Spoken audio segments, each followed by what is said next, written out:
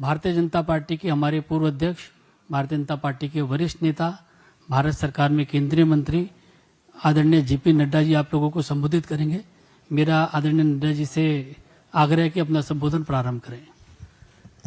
मित्रों, ये जो स्टूडेंट्स की डिमांड है, जिस विषय पर उन्होंने मुद्दे उठाए हैं पेपर लीक का, सबसे पहले तो मेरा आग्रह है कि हमें इसका राजनीतिकरण नहीं करना चाहिए और इसमें से राजनीतिक लाभ लेना उचित नहीं है। यह एक गहन समस्या है और इस समस्या का गहनता के साथ चर्चा होने की आवश्यकता रहती है। मैं यहाँ यह भी कहना चाहता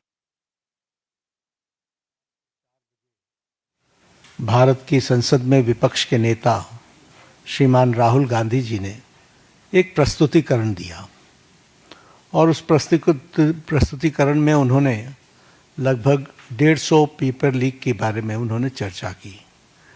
ये जांच का विषय है और सरकार एक जिम्मेवार सरकार है, इसलिए निश्चित रूप से हर एक बात का जवाब जांच के साथ साथ जनता के सामने, देश के सामने दूध का दूध और पानी का पानी रखेगी। लेकिन मैं ये ज़रूर कहना चाहता हूँ कि जो सरसरी तौर पर मुझे ध्यान में आया है, जो मैंने पेन डाउन किया है, वो आपके साथ मैं ज़रूर चर्चा करूँगा। अगर मैं बात करूँ जम्मू कश्मीर में सर्विस सिलेक्शन बोर्ड के एग्ज़ामिनेशन में पेपर लीक हुआ, जहाँ पर कांग्रेस और एनसी की सरकार है, नेशनल कॉन्फ्रेंस की। उसी तरीके से Himachal Pradesh school examination board में उसमें पेपर लीक हुआ, जहां कांग्रेस की सरकार है। उसी तरीके से झारखंड में JAC में हिंदी और साइंस के पेपर लीक हुए झारखंड, जहां पर कांग्रेस और झारखंड मुक्ति मोर्चा की सरकार है। तेलंगाना में वहां पर इंटरमीडिएट के लैंग्वेज के पेपर लीक हुआ और वहां पर भी हमको मालूम है कि कांग्रेस और CPI की सपोर्टेड सरकार है। तेलंगाना में SSC में लैंग्वेज के पेपर लीक हुआ और वहाँ भी तेलंगाना में कांग्रेस पार्टी और CPI की सपोर्टेड सरकार है। तमिलनाडु में BEd के कोर्स पेपर में वहाँ पर जो जिसे हम कहते हैं Tamil Nadu teachers education university board, वहाँ भी पेपर लीक हुआ। वहाँ भी उस समय विपक्ष की सरकार थी।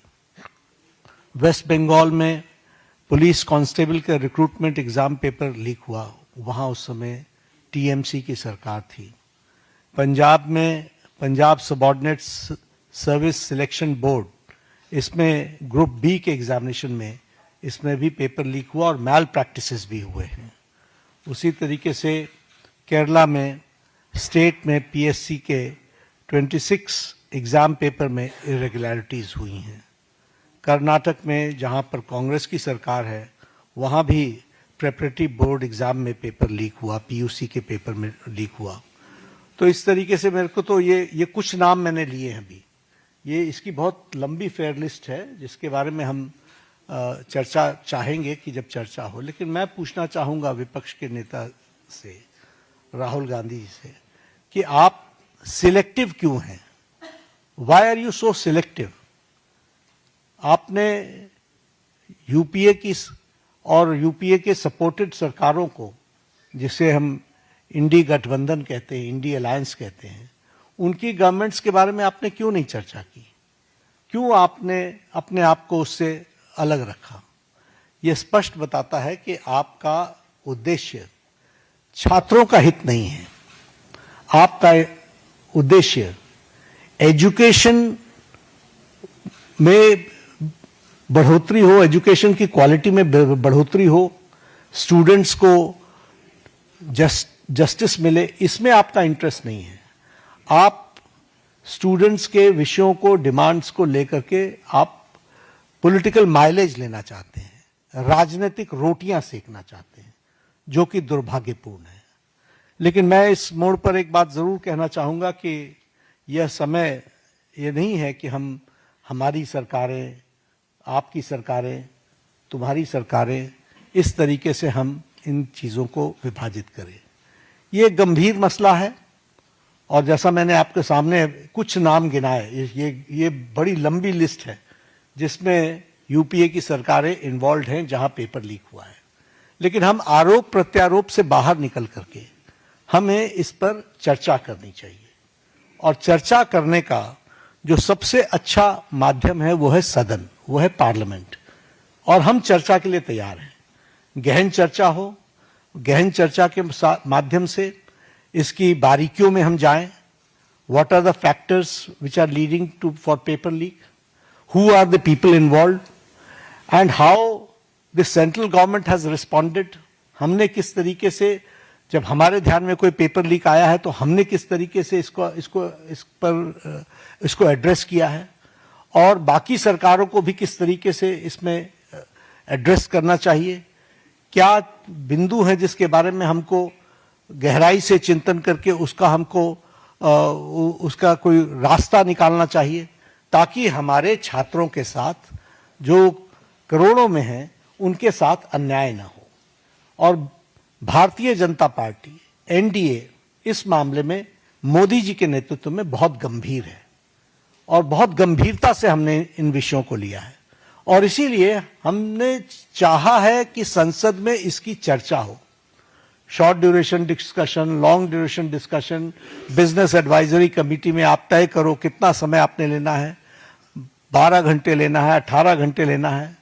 राज्यसभा में मैं लीडर ऑफ द हाउस के नाते मैंने हमेशा इस बात को माना है कि जो विपक्ष जितने आवर्स तय करे हम चर्चा के लिए तैयार हैं, सरकार चर्चा के लिए तैयार है और विपक्ष को इस बात को ध्यान में लेकर के उसे गोल पोस्ट नहीं चेंज करना चाहिए। हम आरोप नहीं लगा रहे हैं, आरोप प्रत्यारोप नहीं होना चाहिए। हम इस समस्या का किस तरीके से निदान कर सकते हैं उसके बारे में हमको सोचना चाहिए और पार्लियामेंट सबसे उपयुक्त फोरम है जहां हम गहराई से इसकी चिंतन कर सकते हैं। ड्यूरेशन विपक्ष तय करे और उसमें हर एक एस्पेक्ट्स के बारे में चर्चा हो और हम कोई ठोस नीति लेकर के आए, क्योंकि बच्चे कोई हमारे हैं, आपके हैं, वो देश के भविष्य हैं और देश के भविष्य की चिंता करना हमारी जिम्मेवारी है और हमारी जिम्मेवारी में सरकार के साथ साथ विपक्ष की जिम्मेवारी भी है। इसलिए विपक्ष भी अपनी जिम्मेवारी को निभाए और हम सब साथ मिलकर इसका समाधान करें और कोई स्थायी समाधान की दिशा में हम आगे बढ़ें, ऐसा मैं निवेदन करना चाहता हूं। आज मेरी तरफ से इतना ही कहना है। मैं फिर आपको आश्वस्त करता हूं कि मोदी जी के नेतृत्व में चलने वाली सरकार जिम्मेवार सरकार, रिस्पॉन्सिबल गवर्नमेंट, रिस्पॉन्सिव गवर्नमेंट, ये हमेशा आतुर है कि सभी बातों की संसद में चर्चा होनी चाहिए और हम चर्चा के लिए तैयार हैं। एक मिनट 2-3 सवाल ले पाएंगे, ज्यादा सवाल ले नहीं पाएंगे हम लोग। आमोद राय।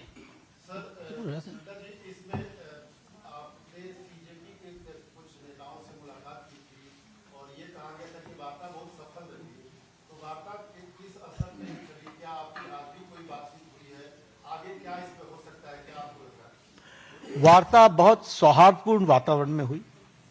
उनकी बातें हमने बहुत शांति से सुनी। उनको मैंने ये भी कहा कि आप लिख करके देंगे तो अच्छा रहेगा। उन्होंने वो सारी बातें लिखी हैं। मैंने कहा मैं आपको रिस्पॉन्ड करूंगा। मैंने उनको रिस्पॉन्ड किया और मैंने उनको कहा है कि हम चर्चा के लिए तैयार हैं। आप जब कहेंगे हम चर्चा के लिए अग्रसर रहेंगे। नीरज पांडे कोई बात नहीं पूछे। नीरज पांडे आज कोई चर्चा नहीं है।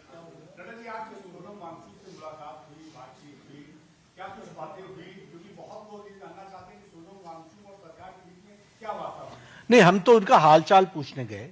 उनकी शिफ्टिंग हुई सफदरजंग से, हम वो मेदांता में पहुंचे।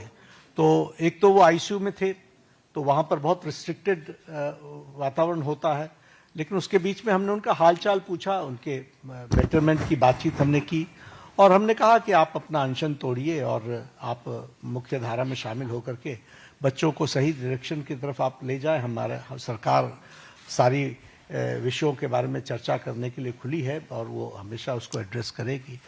तो उन्होंने कहा ठीक है, हम इस पर आपको आई विल रिस्पॉन्ड बैक। आज उन्होंने पत्र लिखा है मुझे, ओपन लेटर लिखा है, हम उस पर जवाब देंगे और जवाब दे करके वार्ता आगे बढ़े, इसकी हम चिंता करेंगे। जतिन ठक्कर,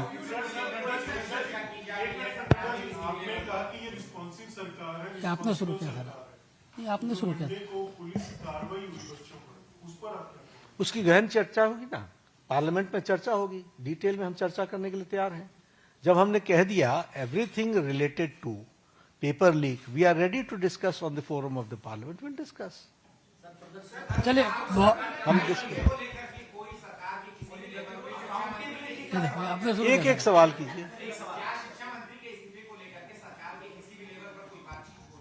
नहीं, इस तरीके से नहीं होती, हम चर्चा के लिए तैयार हैं, वो पार्लियामेंट में होगी, वो अपनी बातों को रखे, सरकार जवाब देगी। था। शर्मा जी पूछो, लास्ट सवाल आप जल्दी पूछो। मैं पार्लियामेंट में चर्चा करेंगे ना।